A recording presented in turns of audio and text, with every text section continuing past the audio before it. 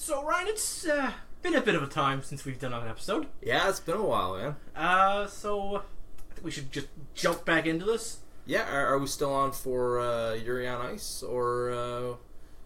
I think that's, what we, that's what we teased last time, so, Yuri on Ice it is. Did I hear Yuri on Ice? What Is that doing Yuri on Ice? Where'd you come from?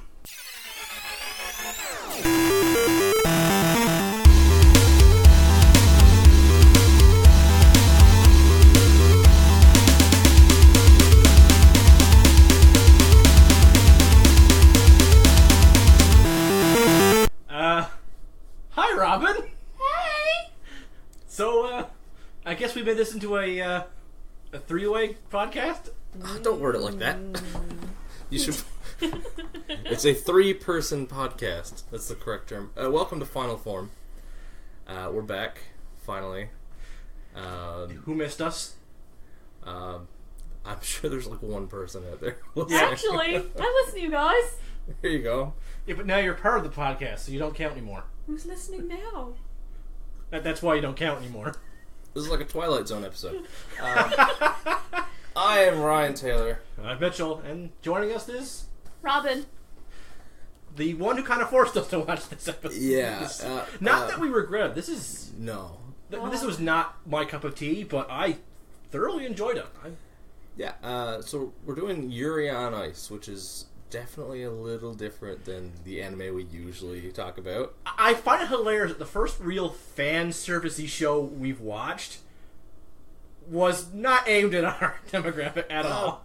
Let's back up a second. Okay, so not that at this point I'm really new to anime anymore, but I am new to the term fan service. I've seen it thrown around a bit. It's... Okay, usually fan service, or plot-based anime, as some people like to refer to it, are usually your standard those tits defy gravity shows, or clothes tend to fall off easily, or there's not much of the show besides the peaks and valleys, if you follow my drift. Gotcha. Or, honey, that's not a skirt, that's a napkin on your crotch. Exactly, yeah.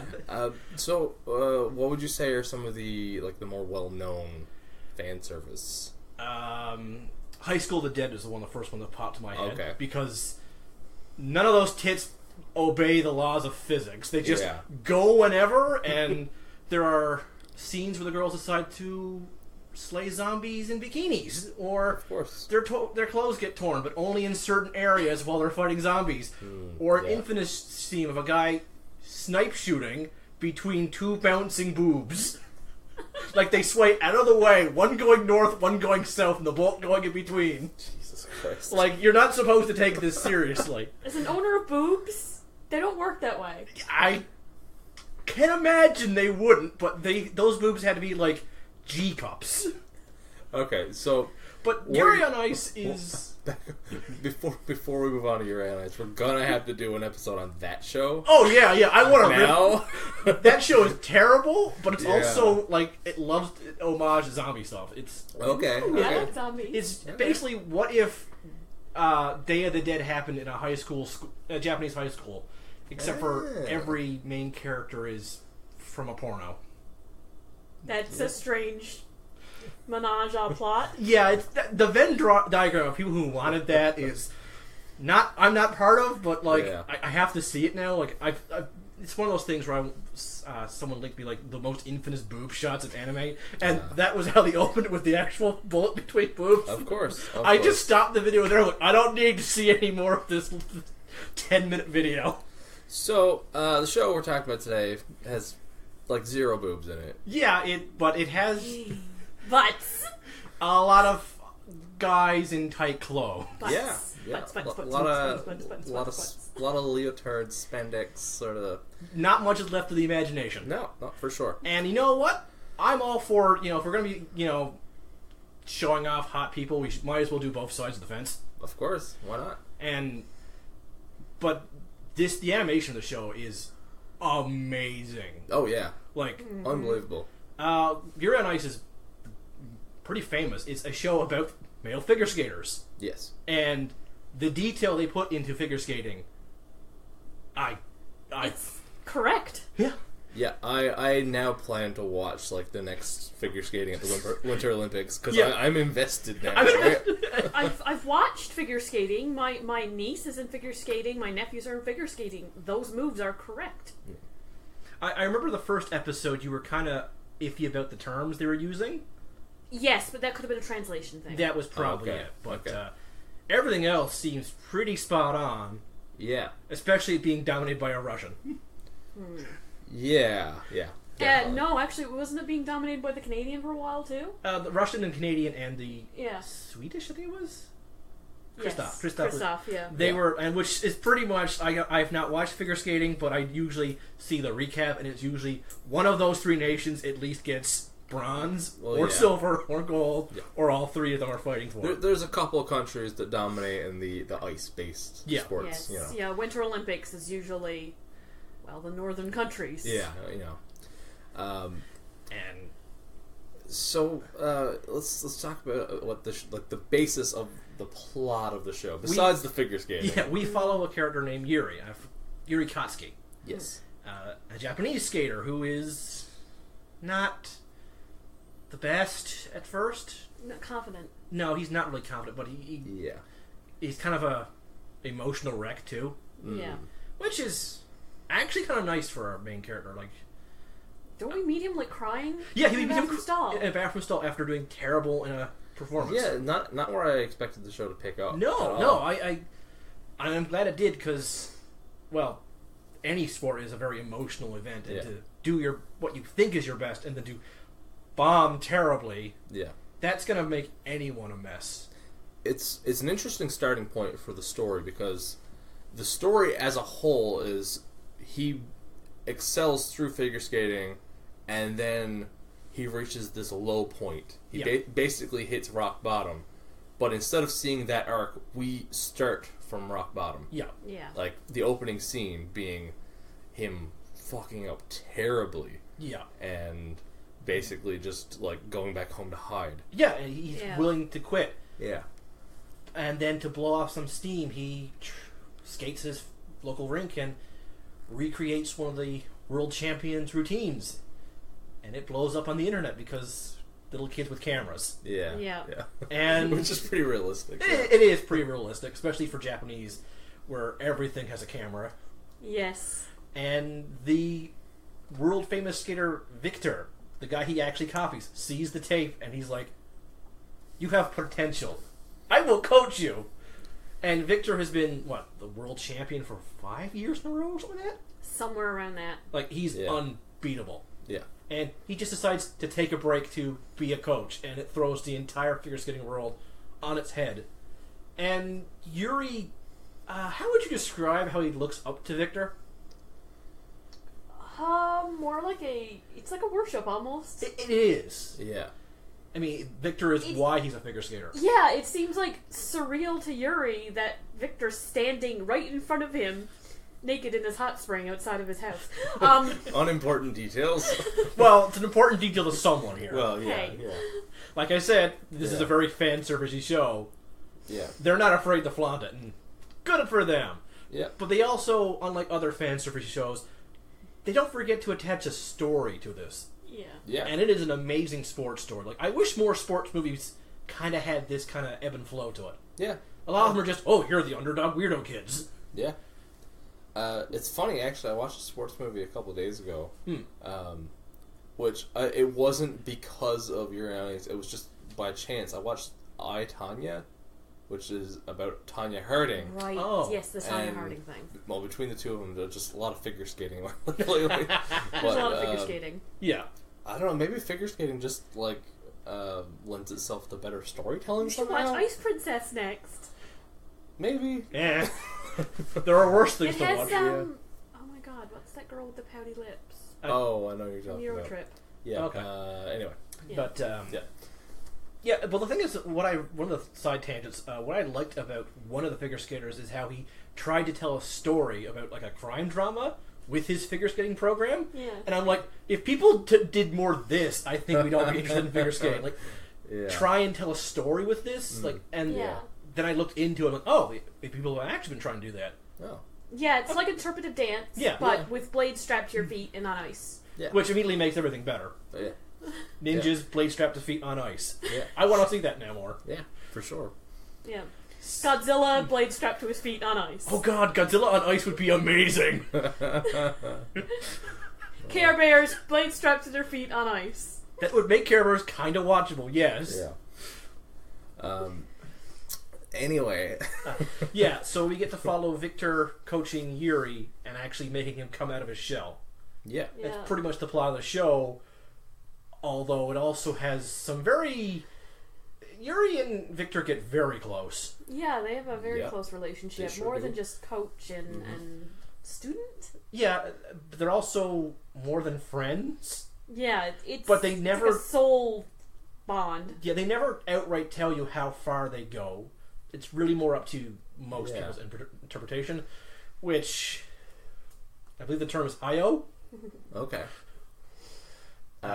Very rainbow flag waving kind of show. Also. Yeah. It is. It's a very LGBT positive show. It doesn't even draw attention to it. No. It's just like, okay, so they act all gay around each other. And nobody even turns their heads. It's just like treated as normally as if Yuri and Victor were a male and female couple. And the thing is, but they also don't outright say, hey, they're in a relationship, so that's also very true to life. Like the show, I find it it's interesting how it portrays love.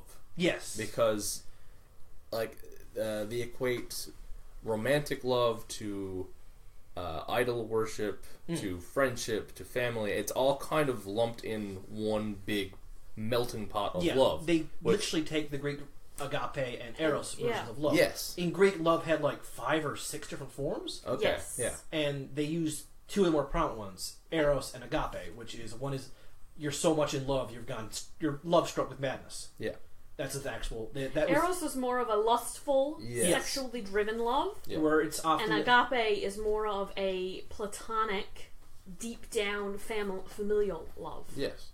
And oftentimes in Greek stories, eros was no. You don't go full eros, man. If you go eros, you're going crazy. Yeah. You never go full eros. Yeah, you never go full eros. Okay.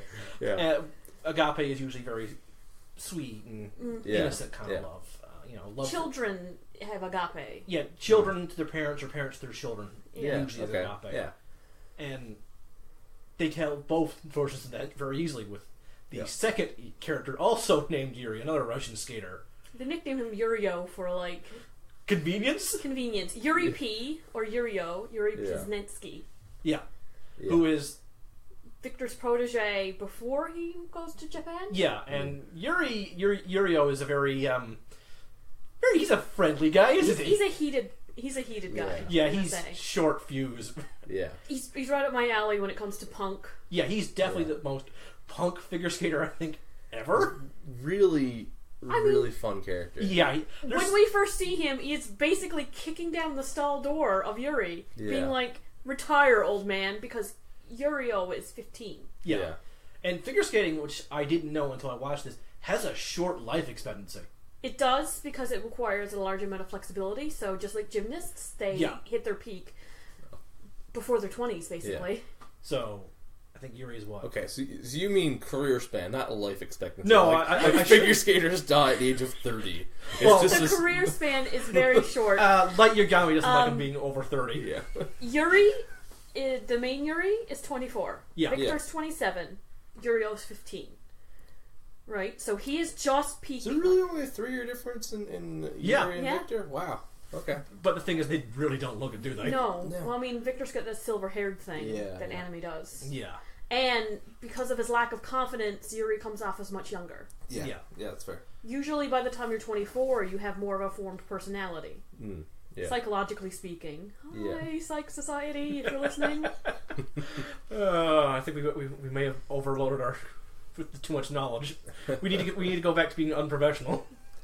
Yeah, well, you know what I mean. Usually you're more confident in yourself by that age, but some people aren't. No, I mean it's...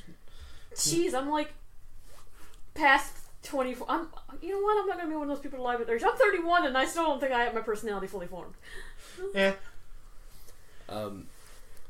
What do you guys think of the rest of the surrounding cast? All the other figure skaters? Oh, I loved the Canadian skater JJ. Yeah? All I want to say is do it JJ style. Yeah. He was a character I was like, I'm going to hate you.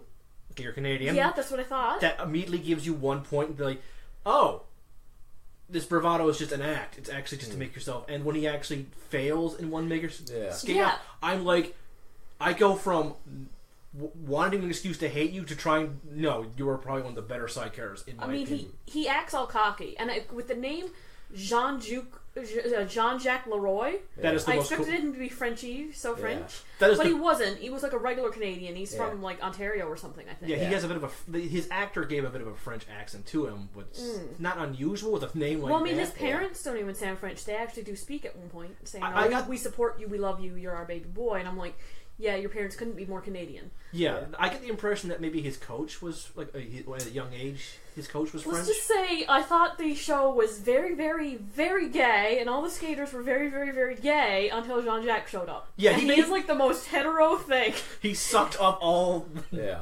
Because, I mean, he's got a fiance. Yeah, and he actually seems a lot older than his age. Isn't he like 25 or something? I thought he was 19. Oh, and you know what? Yeah, he's 19. Like, the so age he seems like he's 20-something because he's so confident. Yeah. Which, when he fails, you immediately realize... You feel, he's just out of his teens. Yeah, and that was an amazing scene. And he's not even, like, a main character. No. But they gave him, like, in 2 episodes, an entire character arc that most shows would take months and months to fill in. Yeah. What is it with Japanese shows and being able to do that? I don't know. It's one of the reasons why I love anime so much. Yeah. Kristoff too gets Kristoff, the other, basically he's Victor's biggest rival. And like the polar opposite of, the sexual opposite of JJ, because he is like the gayest gay. I know, like I just there's some close up of his butt when he's like doing some routines. He also gropes his own butt while skating. Like, remember, someone had to animate that. Yeah. I always it's one of the things you never think of. You forget it while you're watching anime. You remember someone had to animate that butt going right at the screen. Yep. Someone hand drew that. More shading on the left cheek. I'm just picturing this director leaning over. The right cheek needs more shading. The left cheek looks fantastic, though. But between JJ and Kristoff, I'm just and then there's the Spanish. I'm gonna say couple, but they're brother sister. They were the only group I was like, I feel awkward now. Yeah, I don't know what was going on. But that's there was a Jaime and Cersei Lannister vibe with that. Yeah, that's a good way to put it. Yeah, that was weird. Very weird. He was way too overprotective of his sister. Yeah.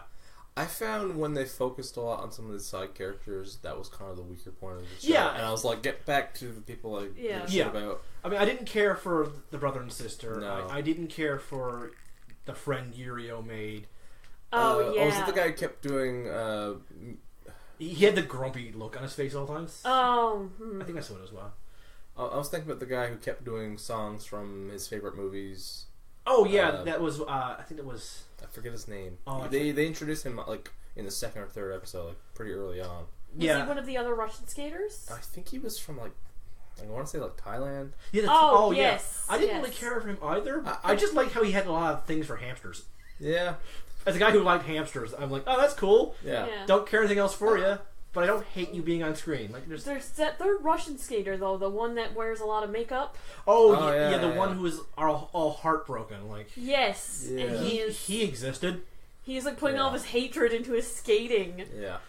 I mean, that's an interesting idea, but I still didn't care for him. Like, I understand you had to fill out this. Like, you had to fill out the figure skating roster, but like some of them were good, and some of them were just kind of like, you existed as filler because we can't just have 2 skaters and that be the entire competition. We have to represent the other countries, which is one of the things I loved about the dub is the accents they gave a lot of these people were pretty believable. Yeah. I don't know if anyone from these nations would hear these accents and cringe because I'm guilty of whenever I hear a Canadian accent. Yeah. I tend to cringe. But JJ, the JJ didn't go full on Canadian. He sounded like I know a guy who lives on like the border between Quebec and Ontario. Yeah. He sounds just like that. Like half his friends are from Quebec and won't speak English, and half his friends won't speak French, but they know it. And basically, he's like, I'm stuck in between, so my accent is this weird hodgepodge. Yeah, every once in a while I put French accent on a word just because it's probably how I say it. Yeah. In everyday life. Yeah. But it's not full on. But I'm Canadian, eh? Like. But he could also be pulling into. He has a very French-sounding name, so for his stage persona he has for himself, he might be, playing that up a bit. I can believe that. Victor's Russian accent is fairly believable. I mean, I've heard way worse Russian accents. Oh yes. Especially if you watch any movies from the '80s where they had Russians as the generic bad guy. Yeah. Yep. How many of those accents are just terrible? Yeah, it's true. Most of them just sound sort of Americanized because it's probably where they learned their English. Yeah. Yeah. That's probably more accurate. I got the impression that maybe they all were actually speaking English because that English is the international language pretty much, and if they are competing, I could see them knowing at least some basic English to get by, because I can't see them all knowing Japanese or swapping back and forth. So in my head, they all probably have an English, know English just to get by. But for what I understand, I didn't recognize any of the actors who did this, and I'm really happy because I watch a lot of anime, and oftentimes I know that voice, I know that voice. The only voice I that recognized was JJ's. Yeah. I'm starting to get that, actually. Yeah, you are. Yes. I'm starting to, hey, wait, I know you. Yeah, I know you. I mean, I'm so guilty of Your that. knowledge. Yeah, but was nice to hear so many new. Well, they're not new, but fresh voices. Like, I haven't heard you in a while. I had to look you up, and I don't remember their names now off the top of my head. No. The only one that I said sounded familiar to me, I had to look up JJ's voice actor, and he did do Android 16. Yeah, 16. Oh, okay. On Dragon Ball Z, that deep, guff voice. Yeah. And it doesn't even sound the same as JJ. No, it doesn't sound the same, but it was enough for my ear to be like, that does sound... And it's been a really long time since I legitimately watched Dragon Ball Z and not the abridged version. Right? I'm working my way through it now. Yeah, so... It. Now you just picture Android 16's figure skating. Yeah. It would be a very bird-centric theme you'd have. One thing I noticed with the show that I really enjoyed, it kind of takes the Creature of the Week format in a way. It kind of does, yeah. I mean, that's a classic TV format of, you got your monster, your enemy you have to take down every episode, but this one is more of like a Yuri runs into a different challenge each episode, and it always kind of comes down to Yuri skating some sort of program. But it doesn't feel repetitive at the same time. No. I'm glad it only lasted 12 episodes. I get the feeling that if it was longer, we might start to notice he's adding an additional quad to this routine. Didn't he do that like 4 episodes ago? Yeah, I mean, at this point, his Eros routine, I think we've seen all of it. I think there's actually a figure skater on YouTube that did the entire routine. Oh, really? Yeah, would we not be surprised? Because they were able to pick out all the pieces of it and piece them together. The same way if you watch The Simpsons, you could piece together that McBain movie. Yeah, I love that McBain movie. Right? Good pull. So they're doing a second season, right? Yes, and a movie. Yeah. Oh, really? Okay. Which, at first, I was until just now, really, I was thinking, I was like, season 2, we're gonna see a lot of the same, and then I realized, it's gonna be a new season. He's gonna have new programs. He's gonna be skating to different stuff. Yeah, he will. They the same way as it is in regular figure skating. Yeah. You will have your main solo. Yeah. That you have every season, and you will do it in multiple venues. Yeah. For multiple different judge teams. Yeah. But the next season, you better have something fresh. Yeah. Yeah. So it is pretty realistic when it comes to that. Right? And there, I think the scoring is correct. I haven't passed it. I haven't asked any of my friends, but I think the scoring is correct. You do get more points for technical in the second half if you're doing stuff when you're tired. Which makes sense. I mean, if you're tired, to pull off an amazing jump combination. Oh my god, that is just I've seen people come off the ice after their routines there, just flat out dead. I don't have any real life reference points, but the scoring was perfectly consistent between Yuri on Ice and I, Tanya. Okay. So Fair either enough. they're pulling from the same bullshit, or they're both being Or realistic. they're being correct to the sport. Yeah. Which is hard. I mean, it's easy to not be correct to the sport. Yeah. It's easy to just like... The Russian judge gave us 6. Yeah. Is a cliche for... Yeah. Yeah. But what I found, what I didn't pay attention much to the story, and what got me the most is the screw-ups they made and how they felt. For any of you who have never skated on ice, ice hurts. Oh, yeah. Yeah. Like, oh, you just fell on ice. No, it's not like, it's like falling on concrete. It is. Yeah. And the wipeouts some of them do, and then the amazing comebacks. Like they screw up, they land hard, and then get right back up. I'm like, I would not do that. No, because figure skaters learn how to fall. Yeah. You actually, it's funny looking. You can get this pair of pants that have padding on the hips and on the butt. Okay. That they usually give it to the lower level skaters so that when they fall they don't bruise their bum and their hips and stuff. Makes sense. Yeah. So, and the lower level figure skaters always have to wear a helmet around here. Which is Because you learn, first thing you need to learn how to do when you're being a figure skater is not learn how to skate, you have to learn how to fall. Because you're going to do it a lot. I'd imagine, yeah. And they do. They learn how to fall so that they can pick themselves up and continue. Now, me or you, we fall, we'll break a friggin' bone. Oh, yes. Yeah, I've seen it. I watched someone just a simple trick on the ice and completely crack their arm off. I tripped doing, oddly, it was a wellness skate for Psychology Society. Of course. I tripped and I fell backwards and I braced this hand hit the ice. Left hand, yeah. And I ended up with a microfracture across this part of my bone. And I had to wear a back splint for a week and a half. It wasn't like a full-on fracture. Yeah. But, I mean, I just caught myself. I did what came naturally to my body, which is what you have to relearn when you're figure skating. You have to relearn how to catch yourself, how to fall properly so you don't end up breaking arms and legs. But figure skaters still do. What's the Newfoundland one we have? Caitlin or something like that? Oh, yeah. She was out for half a season with a broken leg, 2 years ago or last year or something. It happens. Yeah. So to bring it back to the show, they seem to be accurate in their portrayal of how figure skaters fall and the awareness of their bodies. And how easy it is to completely just destroy yourself in that ice. I'm waiting for them to do in season 2 a plot where one of them actually does break a bone because it's... Yeah, that should be... Someone came pretty close. I think hurt their arm and it was in a sling but he had his hand out waving around. It was probably just... Yeah, it was probably a muscle tore. There's also a scene where you get to see Yuri take his skates off and you see how bruised and battened up his feet are. Oh my god. Yes, ballerina feet. That one time where he fell and he ends his performance just his face covered in blood. Right? When he tripped and smacked his nose into the sideboard. Yes. Oh. As someone who was once slammed into the sideboard because bullies are bullies. Yeah. Oh. Yeah. I felt that. Yeah, and I was able to brace myself because I saw it coming, but I couldn't stop myself. Yeah. But I didn't hit face first. No.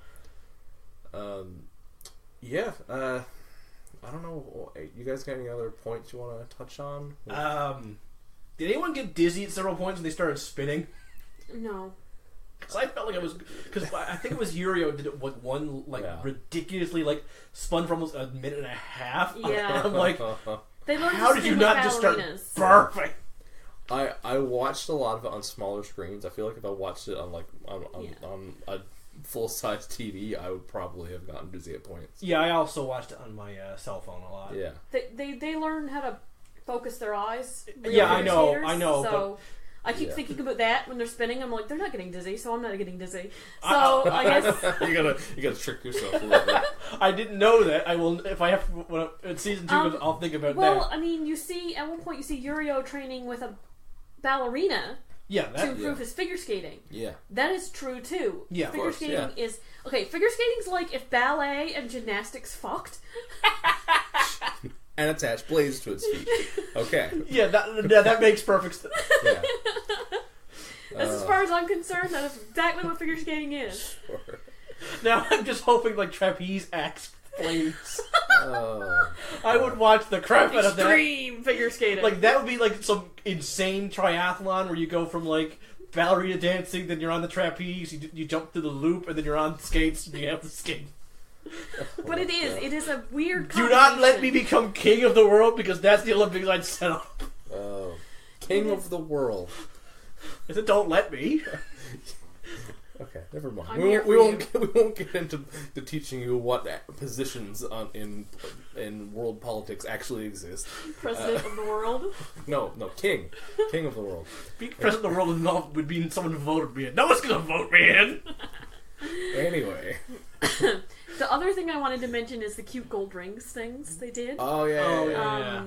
Because they did the exchange in front of a church. It is really heavily symbolic. Yeah. Good point. And I like how a character knows the rings, and he said, "Congratulations on your marriage." And I'm just like, and you know what? Nobody made a big deal. They're just really Yes.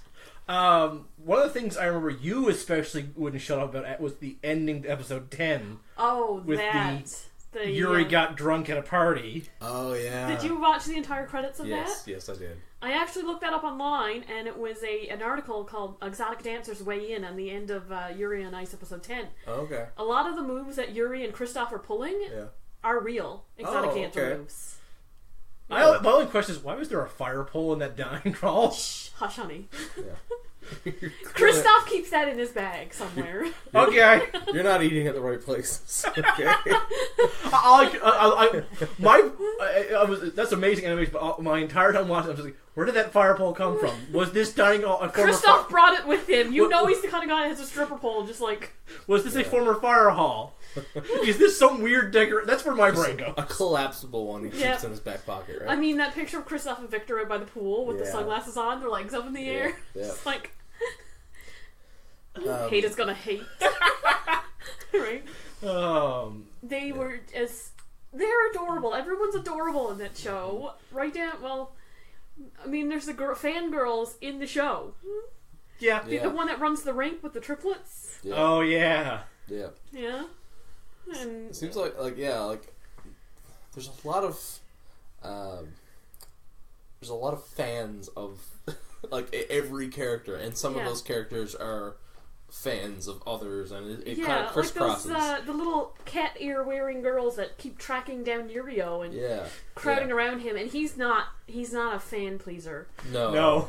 He's just like grumpy face in every photo. He's basically if Grumpy Cat learned how to figure skate. And then that guy on the motorbike comes and saves his arse. Yeah. But this is the second show you've made us watch for Final Form, the first one being Agretzko. Yeah. And I've noticed something about both these shows. Remember a couple of episodes ago we were talking about how some fandoms are just have terrible members? Yeah. Both Agretzko and Yuri on Ice have wonderful, warm, welcoming fans. I have not met a bad one yet. No. Yeah. And I'm like, I think that's the best thing about this show is just how welcoming the entire thing fandom is. Community. Yes. It's just a welcoming show. The fan base is nice. It's the most wholesome gay show I've ever watched. Yeah, and I love it. It's just wholesome. It just gives you a warm, fuzzy feeling. Yeah. Like down to the little techno song at the end. Yeah. You only live once. Never has YOLO actually sounded so nice. And I love the opening song, We Can Make History. It's just a good, welcome opening song that gets you... Yeah. This is, like I said, this is not a show I was ever going to watch. No. It was always on like my radar. Like, I've heard great things about this show, but that looks more up my alley. Yeah. And I'm really glad we went out of the ballpark. I had planned on watching it because I couldn't, like, everywhere I went, people wouldn't shut up about it. Yeah. So I was like, okay, I got to figure out what this is all about. Yeah. You know? And like I said, I'm really glad we watched this. Yeah. I would never have watched this without this podcast, and I'm glad it broadened my horizons. Yeah. And I'm, like Ryan said, I'm also pretty sure I'm going to watch the figure skating come next Olympics. Yeah, the next and you know what? Olympics. I want to check out... Oh. We have skating every year. You don't have to wait till the Olympics. Yeah. True. Fair enough, yeah, I guess. Fair enough. I want to check out more sports anime, honestly. There's a couple of good ones. A few I've heard. We'll look into what we'll do, but probably for come next season. Yeah, for sure. Yeah, I would be opposed to it. I'm intrigued. Probably try and keep them short because I know some sports animes also have those run forever timelines. Yeah. I looked into feel like there's like a basketball one that ran for a long fucking There's time. a one about American football. I think it lasts for like 200 or 300 episodes.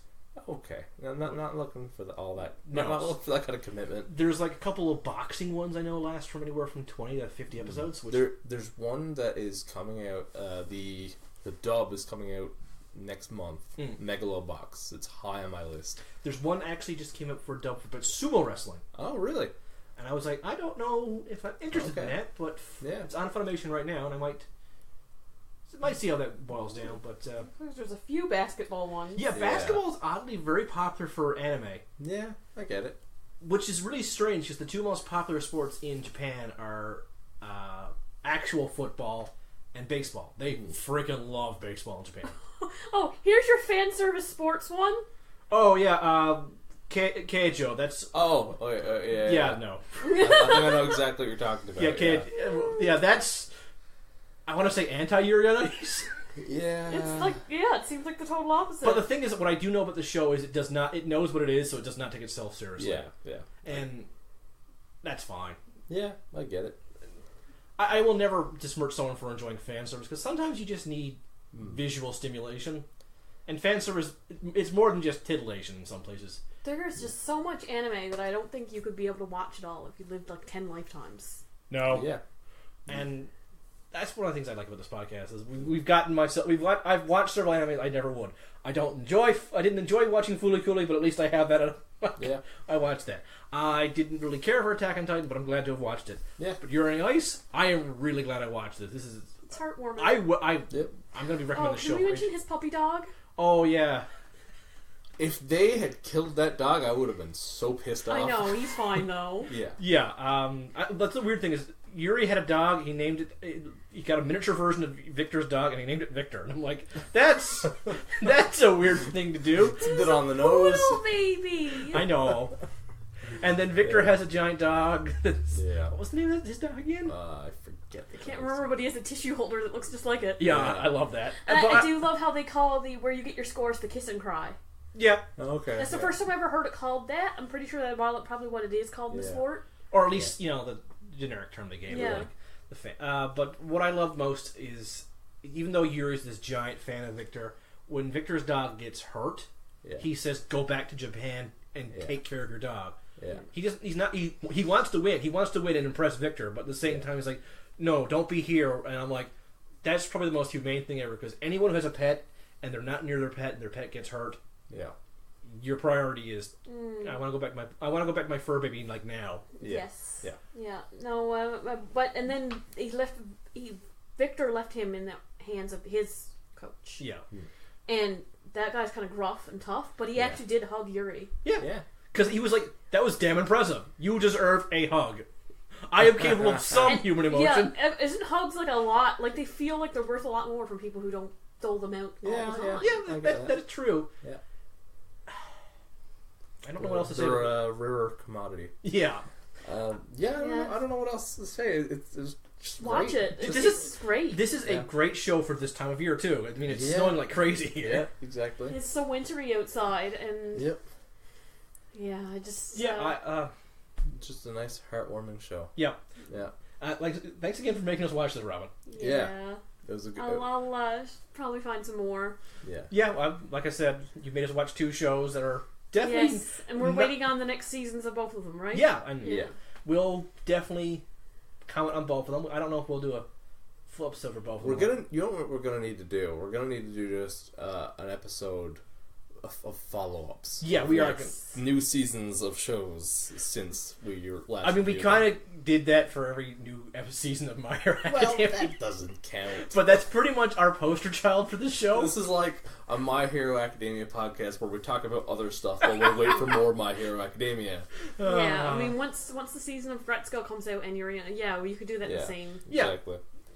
I still haven't watched the new season of Attack on Titan. I'm probably going to watch that. Yeah, I've heard good things about it. Yeah. But from what I've heard, it's starting to get what you felt like was going to happen with Walking Dead. It's starting to get samey. Yeah, okay. But one of my friends said there was a good really amazing episode, and I'm like, Okay. all right, I'll take your word for it. It Yeah. wasn't really, but because he was talking about Attack on Titan, it was kind of not fully paying attention. Yeah. We're all guilty of doing it when someone starts talking about a thing they like, and you're like, I don't really. Yeah. And you pick up bits and pieces of the conversation. Like, oh, at least you're happy. Yeah. I'm not sure what else to touch on. Like in recent episodes, at this point, we talked about they're making a movie of this. But Yeah. it's not really anything. Did you get a question for this episode? Sure did. All right, what is it? It is. What is an anime from Bruce from Ohio? Yep. That was Bruce from Ohio wrote in. you could Really? hear that poker face.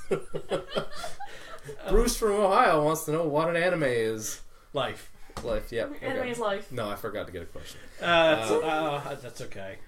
Um, I mean, can you pull from the mailbox? From the con? James has that. Oh, well. Okay. It's gonna do us a lot of good. That is peak Jedi Dropouts professionality. Okay. Here's one.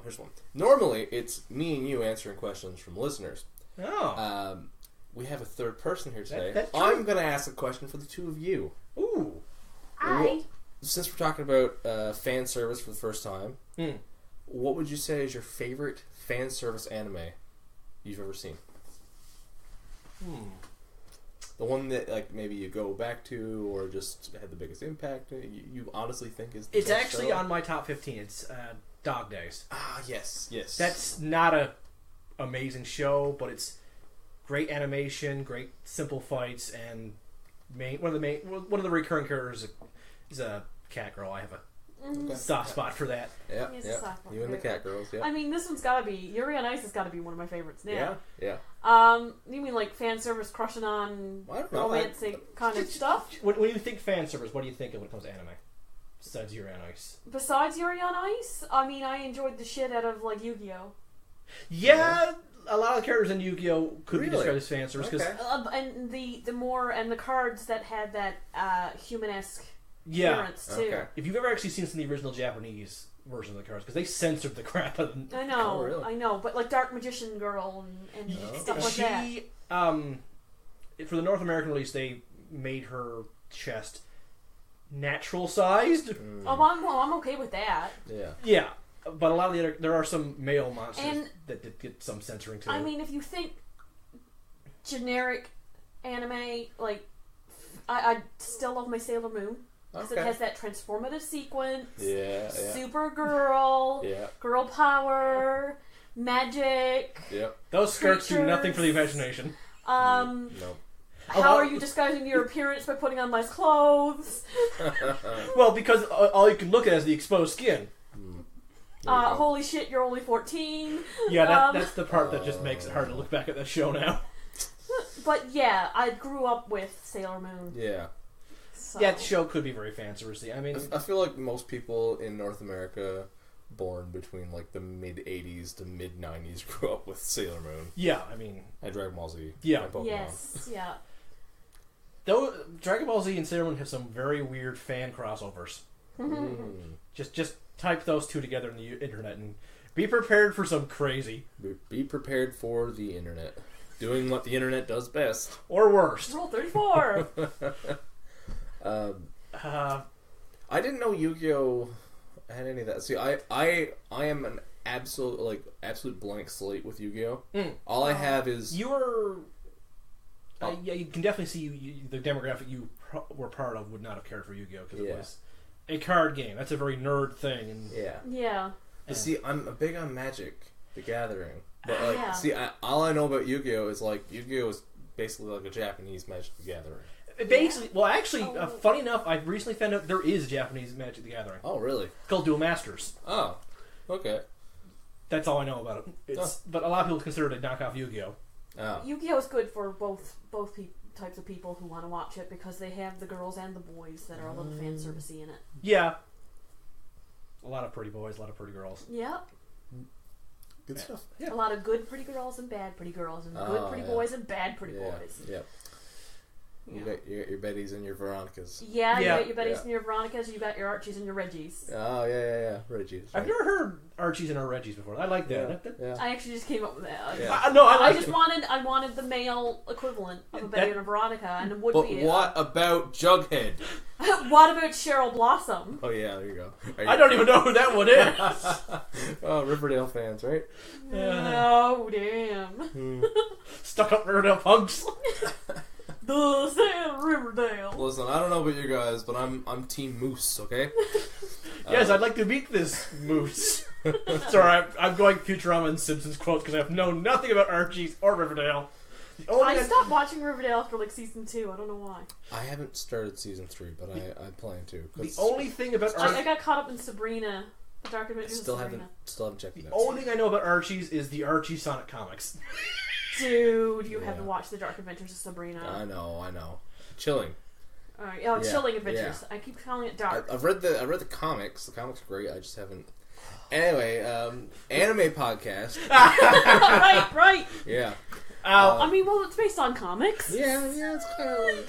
We're blurring the lines. Look, we're as adjacent as our rambles are going to be. Yeah, exactly. I think that's a good spot to end it, really. Otherwise, we're just going to keep rambling. Yeah, exactly. We're just going to keep rambling. We would ramble for hours if we were left in a room. Yeah. We are left in a room. Okay, if we were stuck in an elevator. What are we talking about? I don't even know what Quick, Ryan, end the podcast before. Okay.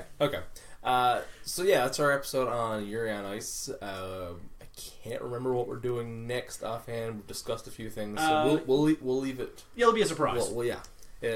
So tune in hopefully 2 weeks' time for another episode of Final Form. Thanks for listening today. Robin, thanks again for joining us. Yes, thank you very much for being on the show. I'm glad to put my input in on it. Yeah, it's good to have a third person in this anime conversation, and a bigger fan of the show. Yeah, for sure. I think we'll do this on future episodes. Oh yeah. And as always, you can check out other episodes of Final Form, Jedi Dropouts, Hyper Battle, and whatever else we do over at www.jedidropouts.podbean.com or wherever you listen to your podcasts. What are we gonna sign off here? We could make history. I got nothing. Let's go get some pork cutlet bowls. Oh yeah, yeah. There you go. Yeah. Pork cutlet bowls for all. Yeah. Later.